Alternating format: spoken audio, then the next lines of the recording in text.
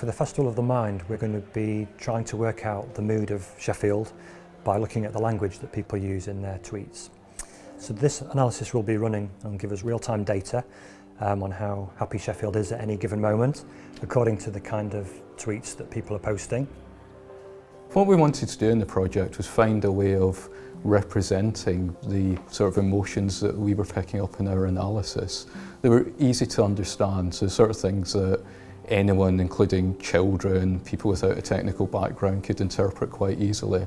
So the idea that we came up with Human Studio was to essentially have kind of smiley faces, almost like emojis, which represented the emotions that we were picking up within the tweets.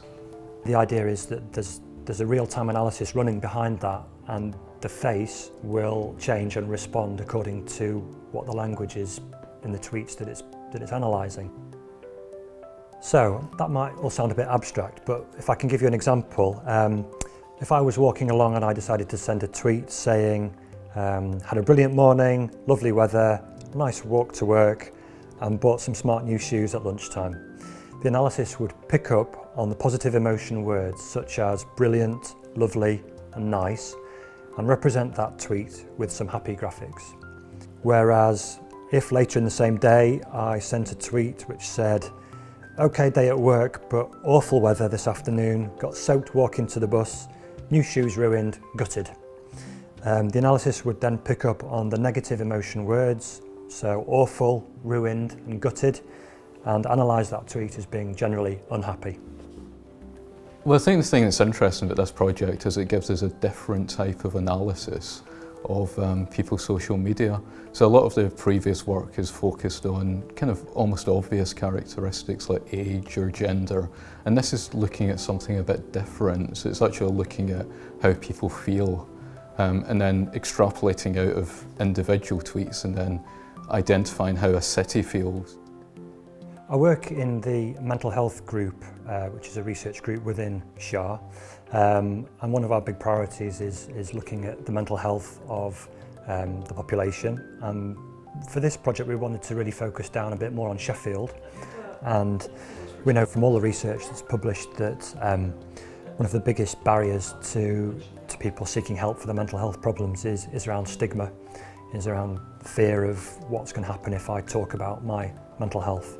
So I really hope that this project contributes in some small way to that bigger conversation about our emotional well-being.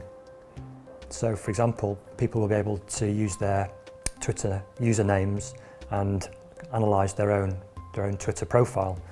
And that might be interesting for some folk to reflect on, okay, well, this is how the world is perceiving me according to what I'm putting out on Twitter. And for those folk who are struggling, I hope in some small way this project may help them to feel that they can talk about that, whether that's online or whether that's in person. Normally when we're doing academic work, the point of that is to produce a final report or perhaps an academic publication. And with the best will in the world, we know that unless you're a Nobel-winning scientist, the reach of those is quite limited.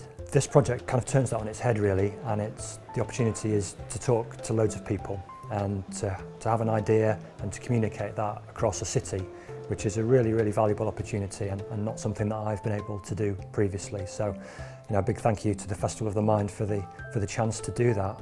But that's the whole idea of the project, is to actually get people talking about well-being, talking about happiness, unhappiness, what it is that constitutes the good life in Sheffield. And I think if we can achieve that, then that's a really valuable achievement.